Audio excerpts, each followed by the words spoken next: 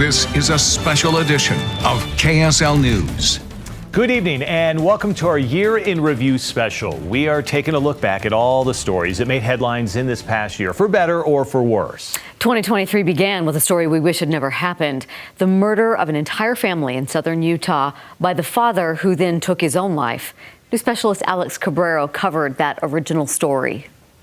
It's not too often something like this hits very close to home. Even now, a year later, it still doesn't make any sense, and it most likely never will. The Hates were my neighbors. The youngest children played in my yard with my sons. Enoch Mayor Jeffrey Chestnut is talking about his friends, the Haight family.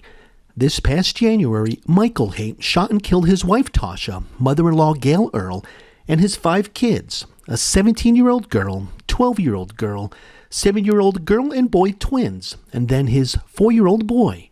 He then shot and killed himself.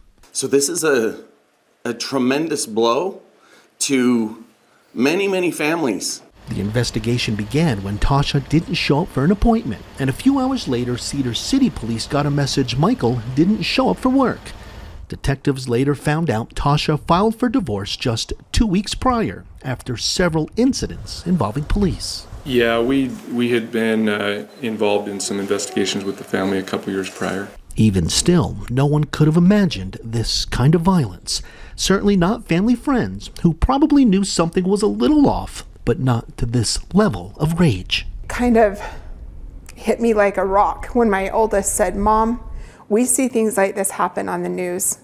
You hear about it on podcasts, you see Dateline episodes, but it doesn't happen here. And it definitely doesn't happen to people that we know." Answers may never come, but family friends promise to remember what made Tasha so well loved in the community, from her famous homemade bread to just being there to listen. If I could shed any light at all about Tasha, it's that she was everybody's friend, and she made everybody feel like they were her only friend. A friend that a year later is still missed. She wanted everybody around her to be better. And lives senselessly taken for no good reason. She's going to be missed, there's no doubt, but I think that we can honor her by living the way she lived. For Year in Review, I'm Alex Cabrero.